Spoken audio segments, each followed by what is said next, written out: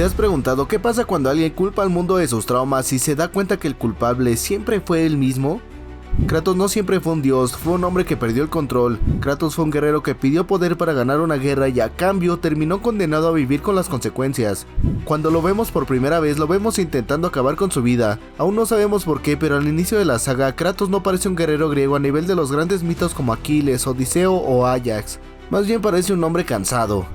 Este video no va a tratar sobre las atrocidades que el fantasma de Esparta hizo, más bien será el análisis psicológico del cómo se convirtió en ese monstruo, cómo lidia con las consecuencias de sus actos y finalmente de cómo años después intenta desesperadamente no repetir esa historia con su hijo. Kratos no era un espartano cualquiera, era el capitán del ejército espartano. Por lo que sabemos, de Esparta no formaba personas, ellos formaban armas. Desde niño le enseñaron que sentir es debilidad, que la compasión estorba y que el valor se mide en los cadáveres que dejas a tu paso. Por eso creció creyendo que matar es identidad. Kratos es un hombre hambriento de sangre y se justifica creyendo que todo lo que hace lo hace por la gloria de Esparta, pero su esposa le recuerda la verdad. Lo haces por ti, no por Esparta. Cuando Kratos estaba a punto de morir en la batalla contra los bárbaros, hace lo que todo gran guerrero griego haría, pidió ayuda. ¡Ares! ¡Destruye a mis enemigos! Y mi vida será tuya. El problema es que cuando estás a punto de morir y pides ayuda, ya perdiste el control. Y eso es lo que hace con Ares, no vende su alma por ambición, la vende por miedo. Al final, Ares le da la salvación momentánea sí, pero a cambio le da una maldición perpetua. Ares lo engaña y lo convierte no en el guerrero perfecto como menciona el juego, sino en un arma perfecta para acabar con el Olimpo. Aquí es donde aparecen las espadas del caos, cuyo simbolismo es tremendo, no son simples armas, son cadenas, literal y metafóricamente. Kratos ya no pelea porque quiere, ni siquiera porque lo necesite, ahora pelea porque es un prisionero. Cada golpe que da lo aleja más de su versión humana. Cuando Kratos asesina a su esposa y a su hija, algo se rompe dentro de él. Este es el momento que define no solo este juego, sino toda la saga. Psicológicamente aquí nace el verdadero Kratos, ahora ya no es un guerrero, sino el hombre que no puede perdonarse. Las cenizas de su familia pegadas a su piel no son solo un castigo divino, son una representación física de su trauma. Desde ese momento su mente entra en un ciclo de culpa interminable, siente culpa, luego siente odio, luego quiere violencia y al final siente más culpa. Kratos pasa 10 años sirviendo a los dioses del Olimpo, no por lealtad o respeto, sino por una sola motivación, solo quiere olvidar. Eso dice muchísimo de su estado mental. Kratos no cree merecer paz, solamente quiere silencio en su cabeza. Las pesadillas y los recuerdos de su familia lo persiguen y los dioses se aprovechan de ello. Atenea lo manipula prometiéndole que parará las pesadillas solo si Kratos es capaz de matar a un dios. Si consigo hacer lo que me pides, matar a un dios, las visiones acabarán todas. Kratos acepta porque además de obtener paz y olvido, obtendrá algo igual de valioso, su venganza.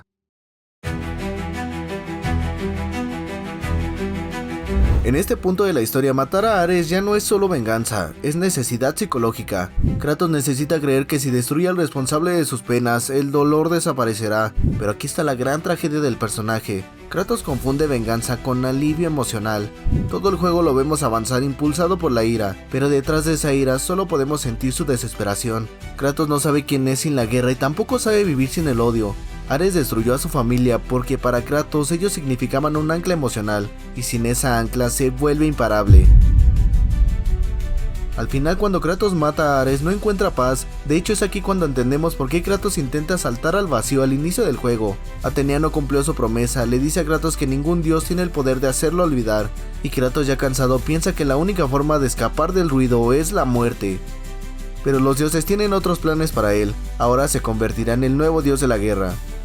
Kratos termina el juego más poderoso que nunca, pero psicológicamente sigue atrapado, sigue siendo un hombre que no sabe perdonarse y que solo entiende el mundo a través del conflicto. Ese es el verdadero horror del personaje, no el hecho de que mate, sino que incluso después de hacerlo, sigue sufriendo. En God of War 2 pasa algo brutal a nivel psicológico. Kratos demuestra que el poder no lo cambió, solo amplificó lo que ya era. En lugar de volverse más sabio y más justo, se vuelve más cruel. Cada ciudad destruida es una distracción más para no escuchar a su conciencia. En este juego los dioses lo ven con desprecio, pero ese no es un conflicto real para él. El verdadero conflicto llega con la aparición de Zeus. Cuando Zeus lo traiciona y lo despoja de su poder, el mensaje queda claro: nunca fuiste uno de nosotros. Y ese momento es devastador. No solo pierde su divinidad, pierde la ilusión de que al final del camino habría aceptación. Nunca serás el señor del Olimpo. El ciclo acaba aquí. Zeus lo trata como un niño peligroso, no trata de corregirlo, no trata de guiarlo, simplemente lo controla.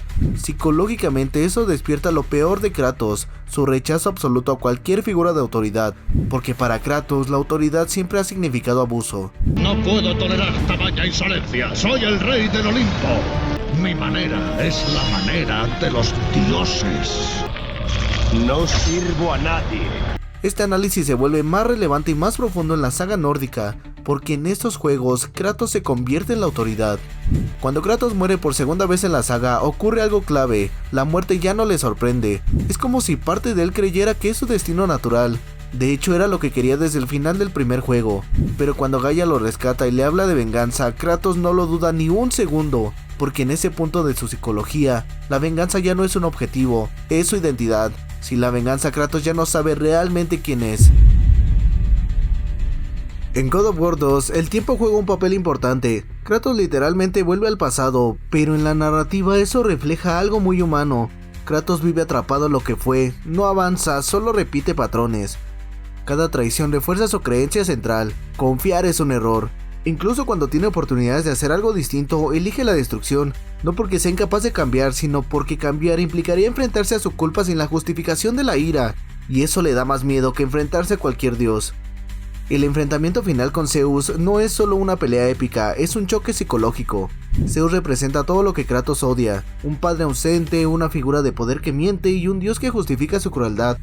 Pero también representa algo en lo que Kratos podría convertirse, y eso es mucho peor. Ambos usan el poder para dominar, ambos creen que el fin justifica el sufrimiento y ambos destruyen a su familia para mantener el control. Kratos no lo sabe aún, pero está caminando exactamente por el mismo sendero. Al final de God of War 2, Atenea se sacrifica para que Zeus pueda seguir viviendo, porque según ella, Zeus y el Olimpo le dan equilibrio al mundo. Pero en este punto de la historia eso ya no le importa a Kratos, solo quiere venganza, aunque esto signifique destruir el equilibrio. Ahora Kratos ya no es un hombre buscando alivio, es una fuerza que quiere que el mundo sienta lo mismo que él sintió, y lo más trágico es que en su mente esto tiene sentido.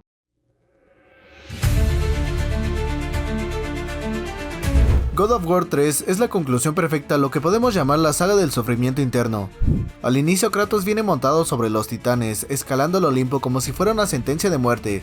Kratos ya no está reaccionando, ahora actúa desde una convicción absoluta: el mundo está mal y merece arder. En este juego, cada dios que muere representa algo más profundo que una simple batalla. Poseidón no es solo el mar, es el caos que se desata cuando Kratos deja de importarle el daño colateral. Hades no es solo el inframundo, es Kratos enfrentándose a la muerte sin miedo, porque emocionalmente ya está muerto. Y Helios representa la luz y la claridad. Kratos literalmente la arranca sin remordimiento, es un simbolismo muy poderoso. Psicológicamente, Kratos ya no distingue entre culpables e inocentes. Todo lo que pertenece al Olimpo es parte del trauma, y el trauma para él se elimina destruyéndolo. Uno de los momentos más incómodos de God of War 3 es cómo Kratos trata a los humanos, los ignora, los usa y los sacrifica. Esto en realidad no es un descuido narrativo, es coherente con su psicología. Kratos nunca aprendió a conectar con la humanidad porque nunca se permitió ser humano. Esparta lo formó como arma, los dioses lo usaron como herramienta y ahora él hace lo mismo con los demás. Es el ciclo completo del abuso. Pandora es el punto más importante del juego y del personaje. Ella no es solo un personaje secundario, es un espejo que representa lo que Kratos perdió, una hija inocente, curiosa y vulnerable. En este punto ocurre algo que parecía imposible. Kratos comienza a dudar. Por primera vez desde el primer juego vemos a Kratos luchar contra sí mismo. Pandora despierta algo enterrado bajo capas de ira, despierta la culpa, el miedo y la protección. Y eso lo asusta más que cualquier enemigo, porque recuerda que sentir significa recordar. Cuando aparece el concepto del miedo encarnado en Zeus, todo el análisis encaja. Kratos no odia a Zeus solo por traicionarlo, lo odia porque Zeus refleja su mayor temor: perder el control, convertirse en el monstruo definitivo y destruir lo poco que aún ama. Zeus pelea desde el miedo a ser derrocado. Kratos pelea desde el miedo a enfrentarse a su culpa. En realidad son dos caras de la misma moneda. Cuando Kratos mata a Zeus de esa forma tan brutal, se da cuenta de que no hay victoria ni alivio emocional, solo hay silencio. Ese momento es devastador porque confirma la verdad que Kratos evitó toda su vida. La venganza no era la solución. El problema nunca fue Zeus, el problema siempre fue el dolor que nunca procesó. El final del juego es más importante psicológicamente. Kratos se atraviesa con la espada del Olimpo y libera el poder de la esperanza al mundo. Por primera vez Kratos no mata a alguien para calmar su dolor, se deja ir para que otros tengan una oportunidad. Es su primer acto desinteresado. No obtiene redención ni borra a los muertos, pero rompe el ciclo. Kratos no muere como héroe, muere como alguien que al final entendió su error. Y eso es lo que hace que Kratos del futuro sea posible. La venganza deja de ser el motor que mueve las acciones del dios de la guerra, pero su penitencia no será un castigo físico, sino un castigo psicológico.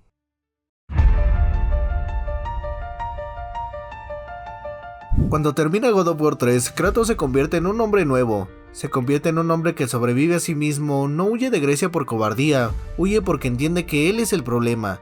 Ese es el primer cambio psicológico enorme. El Kratos griego siempre culpó a otros. El Kratos que camina hacia el norte sabe que aunque fue manipulado, él siempre eligió destruir, y con esa aceptación llega el silencio.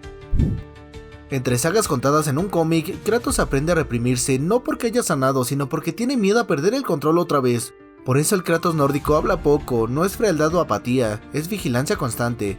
Cada palabra es una decisión y cada acción está pensada cuidadosamente. Este Kratos ya no confía en la ira como motor, más bien la ve como un adicto mira a su droga. Es efectiva sí, pero también destructiva. El primer juego de la saga nórdica no trata sobre dioses ni profecías, trata sobre ser padre cuando eres un hombre que a duras penas se puede controlar a sí mismo. Atreus no es solo su hijo, psicológicamente es su juicio. Kratos ya no teme fallar en combate, teme fallar como figura paterna, porque sabe exactamente qué pasa cuando un niño crece sin guía emocional. Psicológicamente, Kratos vive en una contradicción constante durante el desarrollo del juego. Necesita enseñarle a Atreus a sobrevivir en un mundo brutal, pero teme que esa enseñanza lo convierta en un monstruo.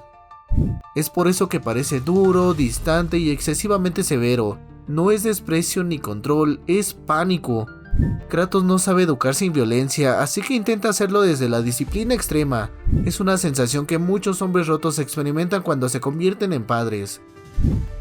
Al final, el Kratos nórdico no superó su trauma, lo encapsuló. Cada vez que Atreus pierde el control, Kratos se paraliza, no porque le moleste la desobediencia, sino porque cree que ve el inicio del mismo camino que él recorrió. Y aquí ocurre algo brillante a nivel psicológico. Kratos no le teme a los dioses, le teme a la herencia emocional, un temor muy humano que cualquier padre experimenta en la vida real, ese miedo a que su hijo repita los mismos errores que ellos mismos cometieron. Cuando Atreus descubre que es un dios, el miedo de Kratos se convierte en terror porque Kratos ya pasó por eso. Sabe lo que significa crecer con poder sin madurez emocional, por eso siempre intentó ocultarle la verdad, no por control sino por protección. Kratos confunde silencio con cuidado, igual que lo hicieron con él. Si bien hace un momento hablamos de cómo en el tercer juego Pandora hizo dudar a Kratos, en este juego Atreus es el primer ser que lo obliga a mirar hacia adelante. And you must be better than me. Understand? Say it. I will be better. Ahora es el momento de que Kratos comience a responsabilizarse. Cada vez que Kratos elige no matar, cada vez que duda, cada vez que lo corrige en lugar de castigarlo, está rompiendo el ciclo. No porque haya aprendido a perdonarse, sino porque ama más a su hijo de lo que se odia a sí mismo. El Kratos nórdico sigue siendo letal, pero la diferencia es la intención. Antes su pensamiento era mato porque el mundo me lo debe. Ahora su pensamiento se convirtió en mato si no hay otra opción. Eso lo vemos reflejado en la primera pelea con Baldur. Kratos intenta evitar la pelea hasta que recibe el primer golpe.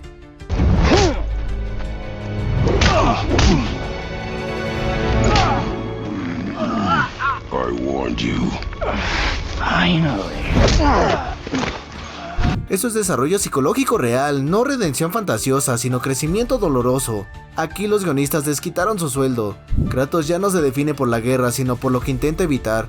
Al final del primer juego nórdico, Kratos no está en paz, está en proceso de convertirse en algo más que solo ira y venganza.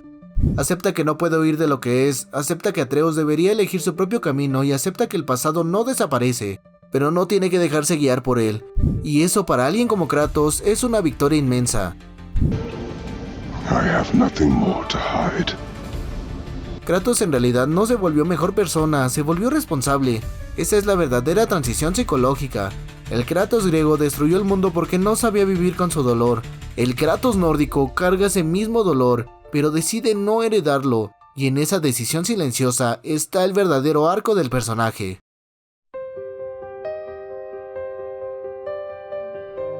Ahora hablemos de God of War Ragnarok. Aquí ya no hablamos de un hombre huyendo de su pasado, sino de uno que decide qué hacer con él.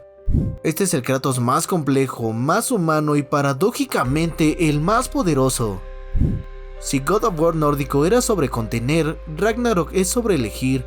Kratos empieza el juego agotado, no cansado físicamente sino emocionalmente. Vive en un estado constante de anticipación, sabe que el fin del mundo se acerca y lo que más teme no es a morir, sino a ser la causa del final. Aquí su psicología da un giro clave. Ya no lucha por sobrevivir, lucha por no convertirse en lo que el mundo espera que sea. Las profecías dicen que Kratos es un destructor inevitable y eso conecta directamente con su herida central, la idea de que no puede cambiar. Durante toda la saga griega, Kratos fue un esclavo del destino. En Ragnarok, la pregunta no es si puede romperlo, sino si cree merecer hacerlo. Ese conflicto interno lo paraliza más que cualquier enemigo. El cambio más potente del juego es este. Kratos deja de ser solo guía y se convierte en aprendiz. Se da cuenta de que Atreus quiere entender el mundo, no destruirlo. Quiere escuchar, quiere negociar y quiere conectar, y eso confronta directamente la vieja filosofía de Kratos. El mundo solo entiende a la fuerza. Aquí nace el Kratos que escucha, no necesariamente porque esté de acuerdo, sino porque respeta la libertad de su hijo, algo de lo que él nunca pudo disfrutar. Father, I need to talk to you about something. There are other giants out there, and I've got to find them. I need to do this alone. Does it frighten you?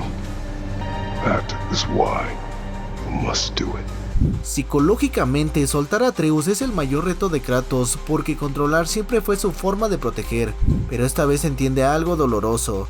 Controlar también puede asfixiar. Cuando Kratos deja que Atreus elija, está rompiendo el patrón más antiguo de su vida, decidir por otros usando el miedo. Ragnarok redefine la franquicia. Kratos ya no quiere ser recordado como el dios que destruye, sino como el que protege sin dominar. Esto se refleja incluso en su relación con otros personajes, ya no impone respeto por terror, sino por coherencia. Cuando otros lo miran esperando violencia, Kratos responde poniendo límites. Uno de los momentos más sutiles del juego es cuando Kratos habla de su pasado. Ya no lo niega ni lo justifica, simplemente lo nombra, y ese acto psicológicamente es enorme. Nombrar la culpa es el primer paso hacia el perdón. Kratos deja de definirse únicamente por su peor versión y comienza a pensar que puede ser algo más. Cuando llega el Ragnarok, Kratos pelea, pero esta vez ya no lo hace con rabia. Actúa con tristeza, con urgencia, incluso con compasión. Pelea porque no hacerlo causaría más daño y paradójicamente, este es el Kratos más peligroso. El Kratos que ya no necesita demostrar nada. El cierre del juego no es una muerte épica, sino una revelación. Kratos ve un mural donde no aparece como destructor, sino como una figura de esperanza. Alguien que es venerado y que ya no es temido. Y ahí ocurre el momento más humano del personaje. Kratos comienza a llorar, no por culpa o por rabia, sino porque por primera vez se permite imaginar un futuro distinto. Ragnarok no borra sus crímenes ni tampoco limpia la sangre, pero demuestra que el camino no requiere olvido, sino responsabilidad. Kratos pasa de ser un hombre definido por lo que destruyó a uno definido por lo que decide no destruir. Kratos no es la historia de la ira, es la historia de lo que queda después de ella. No dejó de ser un guerrero, pero aprendió a ser un humano y lo más importante, aprendió a ser un padre. Loki irá. Atreus. Atreus se queda.